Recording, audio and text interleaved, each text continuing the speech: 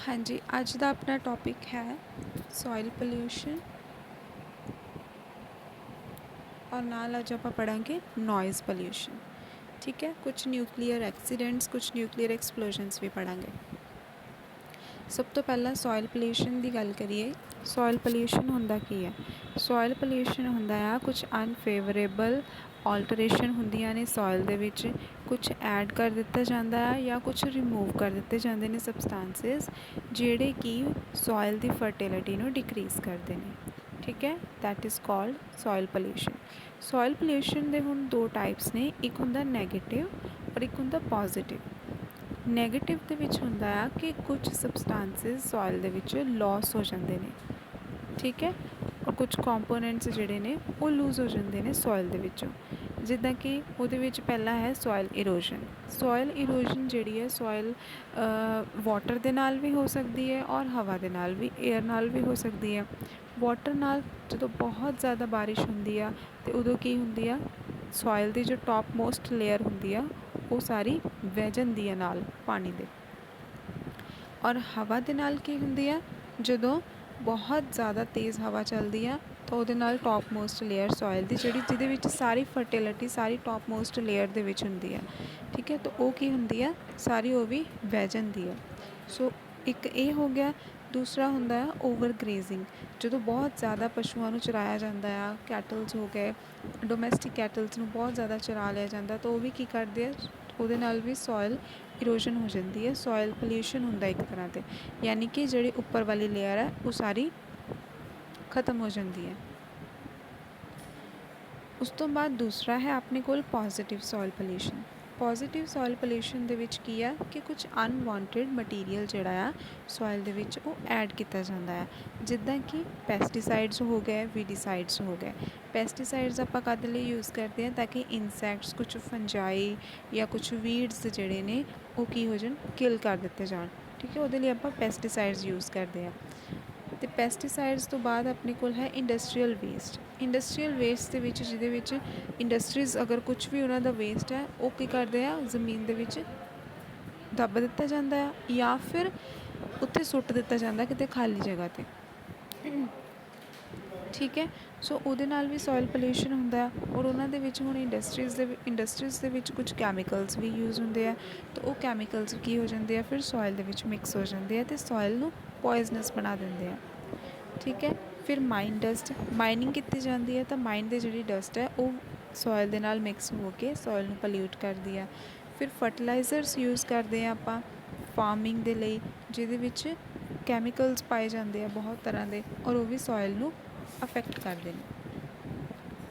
ठीक है, फिर अपने कोल है कि ये कॉन्सीक्वेंसिस की ने।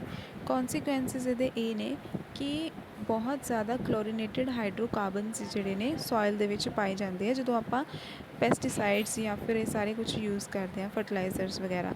और उहदे नाल की हुंदा, उहदे नाल सेंट्रल नर्वस सिस्टम नूं बहुत ज़्यादा अफेक्ट हुंदा है। सेंट्रल नर्वस सिस्टम बॉडी दे विच, यानी कि ब्रेन जिहड़ा आ वो सॉफ्ट हो जाता है। ठीक है, कुछ लिवर्स दे विच प्रॉब्लम्स हुंदियां ने, हाइपरटेंशन, ईवन कैंसर वर्गियां बीमारियां हो जांदियां। बर्ड्स दे विच की हुंदा कि उन्हां दे एग्स जिहड़े आ वो थिन होने स्टार्ट हो जाते हैं।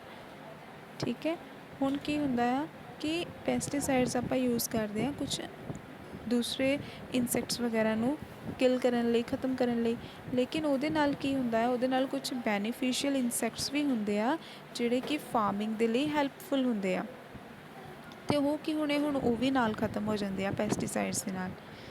ठीक है, तो जिहड़े नुकसानदायक ने वो तो हुंदे ही ने, नाल दे नाल बैनीफिशियल इंसैक्ट्स जिहड़े ने वो भी खत्म हो जाते हैं, उन्हां दी पॉपूलेशन रिड्यूस हो जाती है। ठीक है जी, फिर उस तो बाद है DDT। DDT अफेक्ट करती है फोटोसिंथेटिक एक्टिविटी प्लांट्स की, स्पैशली जिहड़े फाइटोप्लैंकटन जिहड़े पानी दे विच हुंदे है। ऑर्गेनो पैसटीसाइड्स ने जिहड़े इन्फ्लुएंस करते हैं वर्करस नूं और जिहड़े ये सारा कुछ सफाई वगैरह करते हैं। ठीक है, उन्होंने बहुत ज़्यादा अफेक्ट होंदा है सारिया चीज़ों नाल। फिर उस तो बाद है killing of plants using herbicides. आपां हर्बिसाइड्स यूज़ करते ताकि छोटे छोटे जिहड़े प्लांट्स ने उन्होंने खत्म किया जा सके, तो उहदे नाल उस हाँ उहदे नाल की हुंदा इकोलॉजिकल इफैक्ट्स कॉज हुंदे आ। ਤੇ ਉਹਨੂੰ ਕਹਿੰਦੇ ਨੇ ਬੂਮਰੈਂਗ ਔਰ ਬੈਕਲੈਸ਼। ਮਾਈਨ ਡਸਟ ਜਿਹੜੀ ਆ ਡਿਸਟਰੋਏ ਕਰ ਦਿੰਦੀ ਆ ਵੈਜੀਟੇਸ਼ਨ ਉਸ ਪਰਟੀਕੂਲਰ ਏਰੀਆ ਦੇ ਵਿੱਚ। ਜਿੱਥੇ ਮਾਈਨ ਡਸਟ ਦੂਸਰੀ ਸੋਇਲ ਦੇ ਨਾਲ ਮਿਕਸ ਹੁੰਦੀ ਆ ਉੱਥੇ ਵੈਜੀਟੇਸ਼ਨ ਖਤਮ ਹੋ ਜਾਂਦੀ ਆ। ਐਨੀਮਲਸ ਜਿਹੜੇ ਆ ਅਤੇ ਹਿਊਮਨ ਬੀਂਗ ਜਿਹੜੇ ਆ ਉਹਨਾਂ ਨੂੰ ਵੀ ਬਹੁਤ ਜ਼ਿਆਦਾ ਅਫੈਕਟ ਹੁੰਦਾ ਇਹਨਾਂ ਚੀਜ਼ਾਂ ਨਾਲ। ਫਿਰ ਨਾਈਟਰੇਟ ਫਰਟੀਲਾਈਜ਼ਰਸ ਯੂਜ਼ ਕਰਦੇ ਹਾਂ ਆਪਾਂ, ਠੀਕ ਹੈ। ਉਹ ਕੀ ਹੁੰਦੇ ਨੇ, ਡਰਿੰਕਿੰਗ ਵਾਟਰ ਦੇ ਵਿੱਚ ਹੁੰਦੇ ਨੇ ਔਰ ਉਹ ਕੌਜ਼ ਕਰਦੇ ਨੇ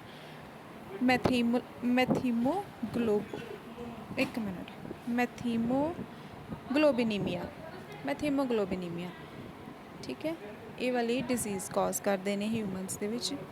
ਫਿਰ ਇੰਡਸਟਰੀਅਲ ਪੋਲਿਊਟੈਂਟਸ ਜਿਹੜੇ ਨੇ ਉਹ ਹਿਊਮਨ ਡਿਜ਼ੀਜ਼ਸ ਬਹੁਤ ਸਾਰੀਆਂ ਕੌਜ਼ ਕਰਦੇ ਨੇ, ਮਤਲਬ ਇਹਨਾਂ ਸਾਰਿਆਂ ਦਾ ਨੁਕਸਾਨ ਹੀ, ਠੀਕ ਹੈ। ਜਦੋਂ ਹੁਣ ਇਹ ਸਾਰੀਆਂ ਚੀਜ਼ਾਂ ਸੋਇਲ ਦੇ ਵਿੱਚ ਮਿਕਸ ਹੋ ਗਈਆਂ ਤਾਂ ਇਹ ਪਲਾਂਟਸ ਤੱਕ ਪਹੁੰਚ ਗਈਆਂ।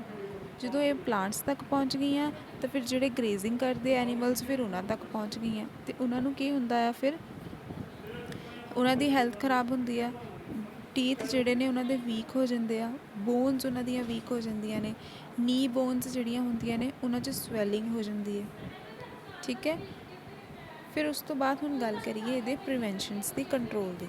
ਪ੍ਰੀਵੈਂਸ਼ਨਸ ਕੀ ਹੋ ਸਕਦੇ ਨੇ ਕਿ ਜਿੰਨਾ ਵੀ ਗਾਰਬੇਜ ਹੈ ਉਹਨੂੰ ਰੀਸਾਈਕਲ ਕੀਤਾ ਜਾਏ, ਜਿੱਦਾਂ ਮੈਟਲਸ ਹੋ ਗਏ, ਗਲਾਸ ਹੋ ਗਏ, ਪਲਾਸਟਿਕ ਹੋ ਗਏ, ਪੋਲੀਥੀਨ ਵਗੈਰਾ, ਪੇਪਰਸ, ਠੀਕ ਹੈ। ਇਹਨਾਂ ਨੂੰ ਰੀਸਾਈਕਲਿੰਗ ਕੀਤੀ ਜਾਏ ਇਹਨਾਂ ਦੀ। ਫਿਰ ਜਿੰਨੇ ਵੀ ਕੈਮੀਕਲ ਫਰਟੀਲਾਈਜ਼ਰਸ ਆਪਾਂ ਯੂਜ਼ ਕਰਦੇ ਉਹਨਾਂ ਨੂੰ ਘੱਟ ਤੋਂ ਘੱਟ ਯੂਜ਼ ਕੀਤਾ ਜਾਏ, ਜਿੰਨੀ ਜ਼ਰੂਰਤ ਆ ਉਨਾ ਹੀ ਯੂਜ਼ ਕੀਤਾ ਜਾਏ, ਜ਼ਿਆਦਾ ਨਾ ਕੀਤਾ ਜਾਏ। ਬਾਇਓ ਫਰਟੀਲਾਈਜ਼ਰ ਦਾ ਯੂਜ਼ ਕੀਤਾ ਜਾਏ ਦੂਸਰੇ ਕੈਮੀਕਲ ਫਰਟੀਲਾਈਜ਼ਰ ਦੀ ਜਗ੍ਹਾ 'ਤੇ, ਜਿਹੜੇ ਕਾਓ ਡੰਗ ਜਾਂ ਬਫੈਲੋ ਡੰਗ ਤੋਂ ਬਣੇ ਹੁੰਦੇ ਆ, ਮੈਨਿਓਰਸ, ਠੀਕ ਹੈ, ਉਹਨਾਂ ਦਾ ਯੂਜ਼ ਕੀਤਾ ਜਾਏ। ਫੋਰੈਸਟੇਸ਼ਨ ਤਾਂ ਹੈ ਹੀ ਜ਼ਰੂਰੀ, ਠੀਕ ਹੈ, ਉਹ ਤਾਂ ਹੈ ਹੀ ਜ਼ਰੂਰੀ ਫੋਰੈਸਟੇਸ਼ਨ। ਫਿਰ ਉਸ ਤੋਂ ਬਾਅਦ ਹੈ ਆਪਣੇ ਕੋਲ ਰੀਸਾਈਕਲਿੰਗ ਆਫ ਕ੍ਰੌਪ ਰੈਜ਼ੀਡਿਊਜ਼, ਐਗਰੀਕਲਚਰਲ ਜਿਹੜਾ ਵੇਸਟ ਹੈ ਉਹਨਾਂ ਸਾਰਿਆਂ ਦਾ ਵੀ ਰੀਸਾਈਕਲ ਕੀਤਾ ਜਾਏ, right. So this was all about soil pollution. Next topic ਆਪਣਾ ਹੈ ਨੋਇਜ਼ ਪੋਲਿਊਸ਼ਨ। ਨੋਇਜ਼ ਪੋਲਿਊਸ਼ਨ ਕੀ ਹੁੰਦਾ ਹੈ, ਅਨਵਾਂਟਡ ਨੋਇਜ਼। ਜਦੋਂ ਇੱਕ ਤਾਂ ਨੋਇਜ਼ ਨੋਰਮਲ ਹੁੰਦੀ ਆ, ਇੱਕ ਅਨਵਾਂਟਡ ਨੋਇਜ਼ ਹੁੰਦੀ ਆ ਬਹੁਤ ਜ਼ਿਆਦਾ, ਜਿਹਦੇ ਨਾਲ ਉਹਨੂੰ ਪੋਲਿਊਸ਼ਨ ਕਹਿੰਦੇ ਆ ਫਿਰ, ਠੀਕ ਹੈ। ਉਹਦੇ ਰੀਜ਼ਨਸ ਕੀ ਨੇ, ਇੰਡਸਟਰੀਜ਼ ਦੇ ਵਿੱਚ ਬਹੁਤ ਮਸ਼ੀਨਸ ਦਾ ਰੌਲਾ ਪੈ ਰਿਹਾ ਹੁੰਦਾ, ਉਹ ਵੀ ਇੱਕ ਤਰ੍ਹਾਂ ਨੋਇਜ਼ ਪੋਲਿਊਸ਼ਨ, ਠੀਕ ਹੈ। ਐਗਰੀਕਲਚਰਲ ਮਸ਼ੀਨਸ ਜਿੱਦਾਂ ਕਿ ਟਰੈਕਟਰਸ ਹੋ ਗਏ, ਹਾਰਵੈਸਟਰਸ ਹੋ ਗਏ, ਟਿਊਬਵੈਲਸ ਹੋ ਗਈਆਂ, ਉਹਨਾਂ ਦੀ ਵੀ ਬਹੁਤ ਆਵਾਜ਼ ਆ ਰਹੀ ਹੁੰਦੀ ਕਈ ਵਾਰ। ਕਰੈਕਰਸ, ਪਟਾਕੇ ਚਲਾਉਂਦੇ ਆਪਾਂ, ਠੀਕ ਹੈ, ਫੈਸਟੀਵਲਸ 'ਤੇ, ਮੈਰਿਜ 'ਤੇ, ਫੰਕਸ਼ਨਸ 'ਤੇ।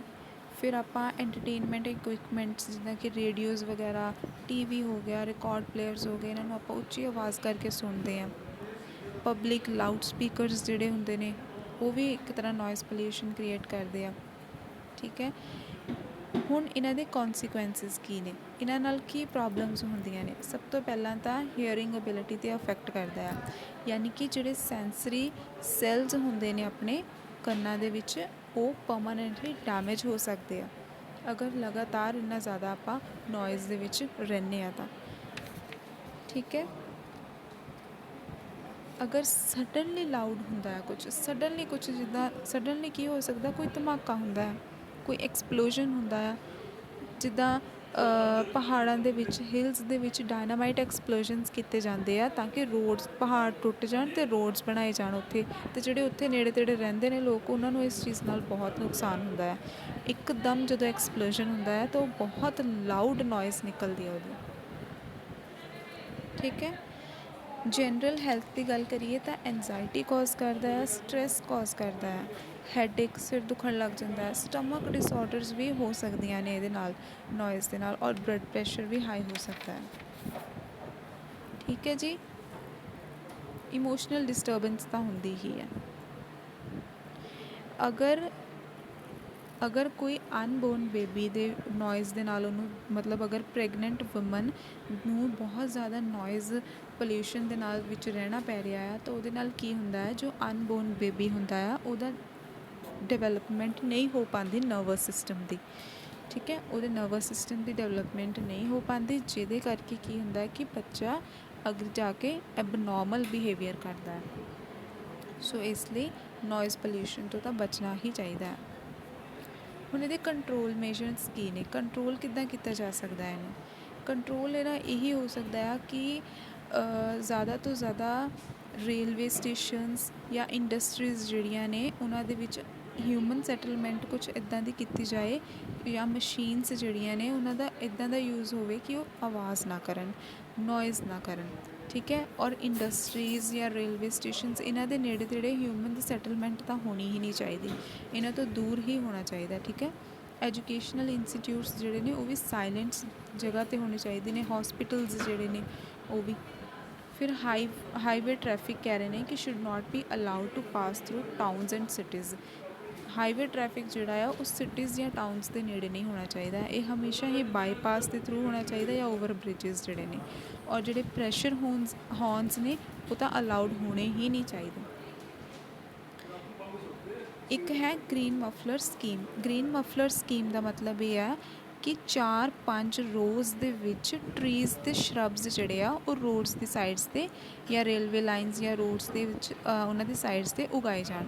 ਉਹਦੇ ਨਾਲ ਕੀ ਹੁੰਦਾ ਹੈ, ਜਿੰਨੇ ਜ਼ਿਆਦਾ ਟਰੀਜ਼ ਹੋਣਗੇ ਉਨੀ ਹੀ ਆਵਾਜ਼ ਜਿਹੜੀ ਆ ਉਹ ਐਬਜ਼ੋਰਬ ਕਰ ਲੈਂਦੇ ਆ, ਇੰਟੈਂਸਿਟੀ ਜਿਹੜੀ ਸਾਊਂਡ ਦੀ ਘੱਟ ਹੁੰਦੀ ਹੈ। ਠੀਕ ਹੈ, ਨੋਇਜ਼ ਮਸ਼ੀਨਸ ਜਿਹੜੀਆਂ ਦੂਸਰੀਆਂ ਮਸ਼ੀਨਸ ਨੇ ਉਹਨਾਂ ਨੂੰ ਗਰੀਸ ਕਰਕੇ ਰੱਖੀਏ। ਠੀਕ ਹੈ, ਅਗਰ ਆਪਣੇ ਘਰ ਵਿੱਚ ਵੀ ਕੋਈ ਹੈ ਇੱਦਾਂ, ਕਿਉਂਕਿ ਪਤਾ ਕੀ ਹੁੰਦਾ ਜਦੋਂ ਕੰਟੀਨਿਊਸਲੀ ਕੋਈ ਚੀਜ਼ ਆਪਣੇ ਕੋਈ ਨੋਇਜ਼ ਆਪਣਾ ਸੁਣਦੀ ਰਹਿੰਦੀ ਉਹਦੇ ਨਾਲ ਐਕਚੁਅਲੀ ਸੱਚਮੁੱਚ ਹੈਡੇਕ ਹੁੰਦਾ, ਇਹ ਤਾਂ ਤੁਹਾਨੂੰ ਸਾਰਿਆਂ ਨੂੰ ਪਤਾ ਹੀ ਹੈ।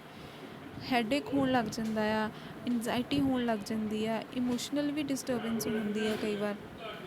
ਠੀਕ ਹੈ, ਸੋ ਇਹ ਬ੍ਰੇਨ 'ਤੇ ਬਹੁਤ ਜ਼ਿਆਦਾ ਇਫੈਕਟ ਪੈਂਦਾ ਇਸ ਚੀਜ਼ ਦਾ, ਹਾਰਟ 'ਤੇ ਵੀ ਬਹੁਤ ਇਫੈਕਟ ਪੈਂਦਾ ਹੈ। ਸੋ ਅਗਰ ਨੋਇਜ਼ ਤੋਂ ਜਿੰਨਾ ਬਚਿਆ ਜਾਏ ਉਨਾ ਹੀ ਬੈਟਰ ਹੈ। ਦੂਸਰੀ ਚੀਜ਼, ਆਪਾਂ ਮਿਊਜ਼ਿਕ ਸਿਸਟਮ ਹੁਣ ਅੱਜ ਕੱਲ੍ਹ ਬਹੁਤ ਜ਼ਿਆਦਾ ਤਰ੍ਹਾਂ ਦੇ ਆ ਗਏ ਨੇ, ਬਹੁਤ ਜ਼ਿਆਦਾ ਬੇਸ ਵਾਲਾ ਮਿਊਜ਼ਿਕ ਸਿਸਟਮ ਅੱਜ ਕੱਲ੍ਹ ਆ ਗਿਆ ਹੈ। ਸੋ ਯੂਜ਼ ਹੋ ਸਕੇ ਤਾਂ ਜਿੰਨਾ ਘੱਟ ਬੇਸ ਵਾਲਾ ਮਿਊਜ਼ਿਕ ਸੁਣੀਏ ਆਪਾਂ, ਉਹ ਹੀ ਬੈਟਰ ਹੈ। ਠੀਕ ਹੈ, ਹੈਡਫੋਨਸ ਜਿਹੜੇ ਆਪਾਂ ਯੂਜ਼ ਕਰਦੇ ਹਾਂ, ਅੱਜ ਕੱਲ੍ਹ ਦੀ ਯੂਥ ਹੈਡਫੋਨਸ ਯੂਜ਼ ਕਰਦੀ ਹੈ। ਘੱਟ ਤੋਂ ਘੱਟ ਹੈਡਫੋਨਸ ਯੂਜ਼ ਕਰੋ, ਕਿਉਂਕਿ ਹੈਡਫੋਨਸ ਯੂਜ਼ ਕਰਨ ਨਾਲ ਵੀ ਬਹੁਤ ਸਿਰ ਦਰਦ ਹੁੰਦਾ ਹੈ, ਬਹੁਤ ਸਿਰ ਦਰਦ ਹੁੰਦਾ ਉਹਦੇ ਨਾਲ। ਠੀਕ ਹੈ, ਅੱਗੇ ਜਾ ਕੇ ਮਾਈਗ੍ਰੇਨ ਦੀ ਪ੍ਰੋਬਲਮ ਹੋ ਸਕਦੀ ਹੈ। ਅੱਜ ਕੱਲ੍ਹ ਯੂਥ ਦੇ ਵਿੱਚ ਮਾਈਗ੍ਰੇਨ ਦੀ ਪ੍ਰੋਬਲਮ ਬਹੁਤ ਦੇਖੀ ਜਾ ਰਹੀ ਹੈ, ਔਰ ਉਹਦਾ ਰੀਜ਼ਨ ਇਹੀ ਹੈ, ਹੈਡਫੋਨਸ। ਇੰਨੇ ਜ਼ਿਆਦਾ ਆਪਾਂ ਸਾਰਾ ਦਿਨ ਲਗਾ ਕੇ ਰੱਖਦੇ ਹਾਂ, ਸੁਣਦੇ ਰਹਿੰਦੇ ਹਾਂ। ਜੇ ਸੁਣਦੇ ਤਾਂ ਉੱਚੀ ਆਵਾਜ਼ ਕਰਨ ਦੀ ਜ਼ਰੂਰਤ ਨਹੀਂ ਹੈ, ਲਿਮਿਟਿਡ ਵੋਲੀਊਮ ਰੱਖੀਏ ਉਹਦੀ ਆਪਾਂ। ਠੀਕ ਹੈ, ਜਿੰਨੇ ਵੀ ਲਾਊਡ ਸਪੀਕਰਸ ਯੂਜ਼ ਹੁੰਦੇ ਆ ਉਹਨਾਂ ਨੂੰ ਰਿਸਟ੍ਰਿਕਟ ਕੀਤਾ ਜਾਣਾ ਚਾਹੀਦਾ ਉਹਨਾਂ ਦਾ ਯੂਜ਼, ਜਾਂ ਫਿਰ ਉਹਨਾਂ ਦੀ ਇੰਟੈਂਸਿਟੀ ਫਿਕਸ ਹੋਣੀ ਚਾਹੀਦੀ ਹੈ, ਜਾਂ ਉਹਨਾਂ ਦੇ ਦਿਨ ਦੇ ਵਿੱਚ ਟਾਈਮ ਫਿਕਸ ਹੋਣਾ ਚਾਹੀਦਾ ਕਿ ਇੰਨੇ ਘੰਟੇ ਹੀ ਹੋਏਗਾ। ਠੀਕ ਹੈ, ਫਿਰ ਹੀ ਕੁਝ ਹੋ ਸਕਦਾ, ਨਹੀਂ ਤਾਂ ਨਹੀਂ। ਬਾਕੀ ਆਪਾਂ ਆਪਣੇ ਲਈ ਇਹ ਕਰ ਸਕਦੇ ਹਾਂ ਕਿ ਆਪਾਂ ਹੈਡਫੋਨਸ ਵਗੈਰਾ ਜਿਹੜੇ ਆ ਉਹ ਘੱਟ ਯੂਜ਼ ਕਰੀਏ। ਠੀਕ ਹੈ, ਜਿੰਨਾ ਕੁ ਹੋ ਸਕੇ ਉਨਾ ਘੱਟ।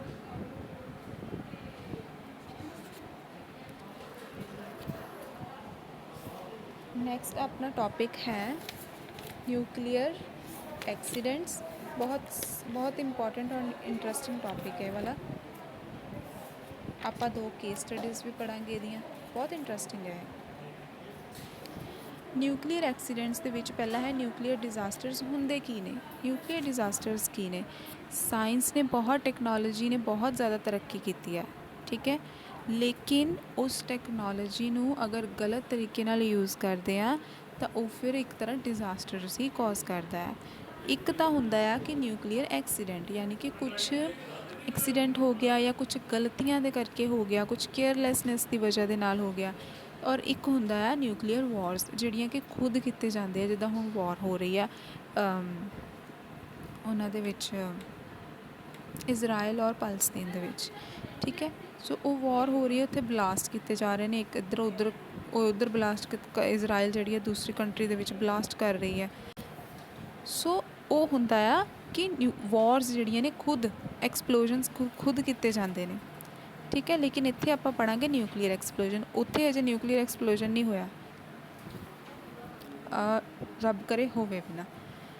ਪਹਿਲਾ ਹੈ ਨਿਊਕਲੀਅਰ ਐਕਸੀਡੈਂਟਸ। ਨਿਊਕਲੀਅਰ ਐਕਸੀਡੈਂਟਸ ਦੇ ਵਿੱਚ ਕੀ ਹੈ, ਜਿਹੜੀ ਨਿਊਕਲੀਅਰ ਐਨਰਜੀ ਹੈ ਨਾ, ਹੁਣ ਤੱਕ ਦੀ ਸਭ ਤੋਂ ਜ਼ਿਆਦਾ ਪਾਵਰਫੁੱਲ ਐਨਰਜੀ ਜਿਹੜੀ ਹੈ ਮੈਨ ਨੇ ਬਣਾਈ ਹੈ। ਠੀਕ ਹੈ, ਸਭ ਤੋਂ ਜ਼ਿਆਦਾ ਪਾਵਰਫੁੱਲ ਨਿਊਕਲੀਅਰ ਐਨਰਜੀ ਹੈ, ਔਰ ਨਿਊਕਲੀਅਰ ਬੋਂਬ ਜਿਹੜਾ ਹੈ ਉਹ ਸਭ ਤੋਂ ਜ਼ਿਆਦਾ ਪਾਵਰਫੁੱਲ ਹੈ। ਅਗਰ ਤੇ ਇਹਨੂੰ ਆਪਾਂ ਜੁਡੀਸ਼ੀਅਸਲੀ ਜਾਂ ਸੇਫਲੀ ਯੂਜ਼ ਕਰਦੇ ਹਾਂ ਤਾਂ ਇਹ ਇੱਕ ਅੱਛਾ ਐਫੀਸ਼ੀਐਂਟ ਸੋਰਸ ਆਫ ਐਨਰਜੀ ਹੈ। ਠੀਕ ਹੈ, ਇਹ ਤੋਂ ਆਪਾਂ ਨੂੰ ਇਲੈਕਟ੍ਰੀਸਿਟੀ ਵੀ ਪ੍ਰੋਡਿਊਸ ਹੁੰਦੀ ਹੈ।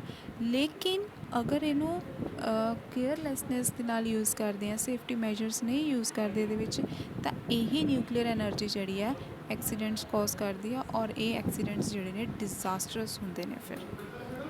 ਠੀਕ ਹੈ, ਪਹਿਲਾ ਉਹਦੇ ਵਿੱਚ ਹੈ ਯੂਰਾਲਸ ਪਾਵਰ ਪਲਾਂਟ ਐਕਸੀਡੈਂਟ ਜਿਹੜਾ ਹੋਇਆ ਸੀ USSR ਦੇ ਵਿੱਚ 1957 ਦੇ ਵਿੱਚ। ਔਰ ਇਹਦੇ ਵਿੱਚ ਕੀ ਹੋਇਆ ਸੀ ਕਿ 3900 ਸਕੁਅਰ ਕਿਲੋਮੀਟਰ ਏਰੀਆ ਜਿਹੜਾ ਆ ਉਹਦੇ ਵਿੱਚ ਨਿਊਕਲੀਅਰ ਫਾਲ ਆਊਟ ਹੋਇਆ ਸੀ, ਕੰਟੈਮੀਨੇਟ ਹੋ ਗਿਆ ਸੀ ਇੰਨਾ ਜ਼ਿਆਦਾ area. And that caused radiation sickness and death of numerous people, ਬਹੁਤ ਲੋਕ ਮਰੇ ਸੀ ਉਹਦੇ ਵਿੱਚ।